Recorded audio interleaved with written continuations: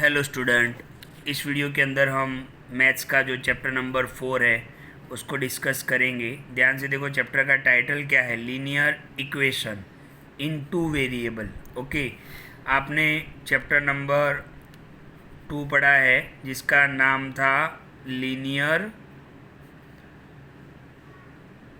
Polynomial. Okay, आपने chapter 2 कौन सा पढ़ा है? Linear polynomial. अब चैप्टर नंबर 4 है लीनियर इक्वेशन। तो ध्यान से देखो, लीनियर पोलिनोमियल और लीनियर इक्वेशन, ये दोनों में पहले क्या फ़र्क है वो समझ लेते हैं कि लीनियर पोलिनोमियल क्या है और लीनियर इक्वेशन क्या है वो समझ लेते हैं। फिर यहाँ पे टू वेरिएबल को मैंने समझाया था कि अल्फ़ाबेट, इंग्लिश के अल्फ़ाबेट होते हैं A to Z, वो वेरिएबल होते हैं, राइट।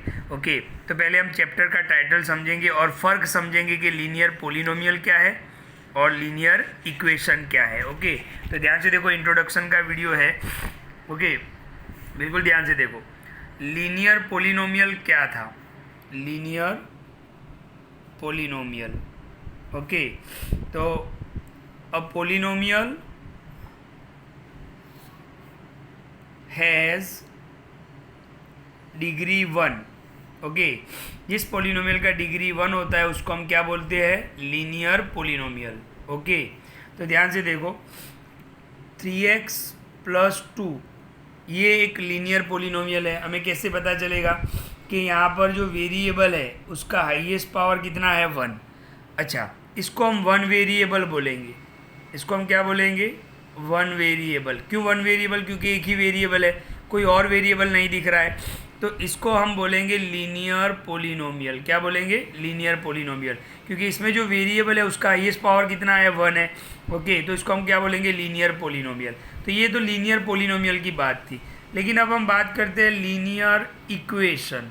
तो ध्यान से देखो, इसी लीनियर पोलिनोमियल के अंदर देखो 3x + 2, अगर मैं = 0 लगा दूँ, ध्यान से देखना, 3x + 2 = अगर मैं 0 लगा दूँ तो वो क्या हो जाएगा? Linear equation. ओके, क्या हो जाएगा? Linear equation. तो = 0 लगाने पर वो किस में कन्वर्ट हो जाता है? पोलिनोमियल से वो किस में कन्वर्ट हो जाता है? इक्वेशन में। मैं आपको बताऊं, ध्यान से देखो, 4x + 7। ओके, 4x + 7 लिखा हुआ है तो ये क्या है? Linear polynomial. लेकिन अगर 4x + 7 = 0 लिखा हुआ है तो ये क्या हो जाएगा? Linear equation. अच्छा, ये वन वेरिएबल है दोनों। ओके, ये वन वेरिएबल है क्योंकि एक ही वेरिएबल है, कौन सा? x। ओके, ध्यान से देखो, 2x + 5, तो ये लीनियर पोलिनोमियल है, राइट। लीनियर पोलिनोमियल है क्योंकि x का हाईएस्ट पावर कितना है? 1। लेकिन अगर इसी 2x + 5 को मैं 0 लगा दूँ, = 0 लगा दूँ, तो ये क्या हो जाएगा? Linear equation. ओके, तो ध्यान से देखो, इसका स्टैंडर्ड फॉर्म भी हमने देखा था, क्या था? ax + b। ax + b किसका स्टैंडर्ड फॉर्म है? लीनियर पोलिनोमियल का। ओके, और यहाँ पर क्या हो जाएगा? ax + b = 0। अगर = 0 लगाते हो तो वो लीनियर इक्वेशन हो जाएगा। तो आपको फर्क समझ में आ गया होगा, लीनियर पोलिनोमियल किसको बोलते हैं और लीनियर इक्वेशन। लेकिन ये तो वन वेरिएबल है। यहाँ पर चैप्टर में बात क्या चल रही है? Linear equation in two variable. तो मैं आपको बताऊं, ध्यान से देखो,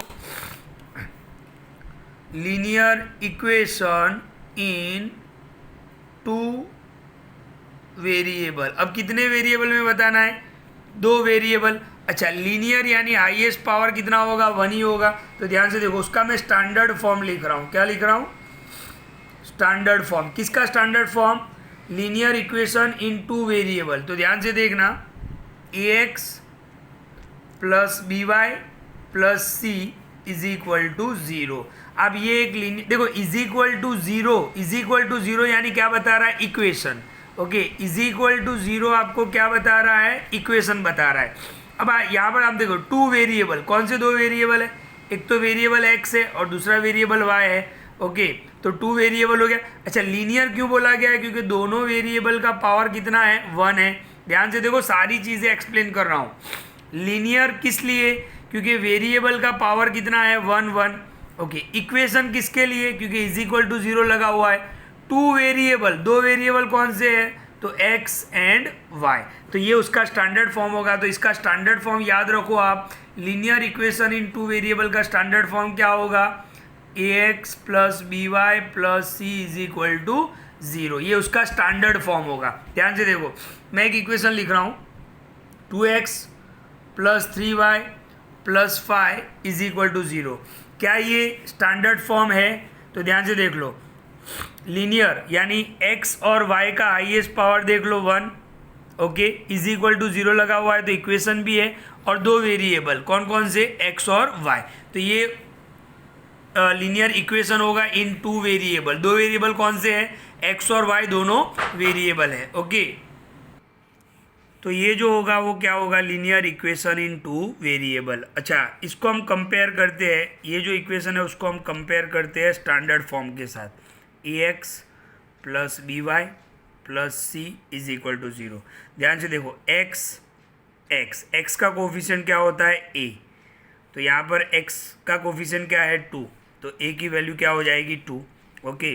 ध्यान से देखो, y का कोफिशिएंट क्या है b, तो यहाँ पर y का कोफिशिएंट क्या है 3, और c कांस्टेंट यानी कितना हो जाएगा 5, c is equal to 5, okay. तो आपको इस तरीके से तीन वैल्यू भी मिल जाएगी a b c, ओके। क्या मिल जाएगा, a b c। मान लो कि आपके पास एक और इक्वेशन है कि 4x minus 3y plus 8 is equal to 0, इसमें से आपको तीन वैल्यू निकालनी है, a b c, ओके।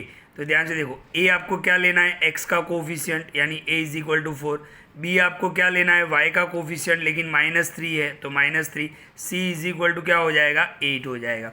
एक और इक्वेशन आपको मैं बताऊं, ध्यान से देखना, मान लो कि आपको इस तरीके से दिया हुआ है 2x is equal to 3y plus 9। अच्छा, ये तो स्टैंडर्ड फॉर्म में नहीं है, स्टैंडर्ड फॉर्म क्या होता है, ax plus B Y plus C is equal to 0, is equal to 0 यानी एक्स बी वाई बी और सी तीनों टर्म एक साइड और इज इक्वल टू 0, तो ये तो स्टैंडर्ड फॉर्म नहीं है। तो पहले हम इसको स्टैंडर्ड फॉर्म में कन्वर्ट करेंगे। क्या करेंगे, ये प्लस 3y इस साइड ले लेंगे तो -3y, ये प्लस 9 भी इस साइड ले लेंगे तो -9 इज इक्वल टू 0। ये स्टैंडर्ड फॉर्म हो गया। स्टैंडर्ड फॉर्म का मतलब क्या होता है, एक्स वाई और कांस्टेंट तीनों एक साइड। अच्छा, इसमें से हम तीन वैल्यू निकालेंगे तो a इज इक्वल टू क्या होगा 2, b इज इक्वल टू क्या होगा -3 और c इज इक्वल टू क्या होगा -9। तो यहाँ पर आपको समझ में आ गया होगा कि linear equation in two variable क्या है, ओके। ये इंट्रोडक्शन का वीडियो है, बिल्कुल ध्यान से देखिए। नेक्स्ट वीडियो के अंदर हम इसके एग्जाम्पल को डिस्कस करेंगे। थैंक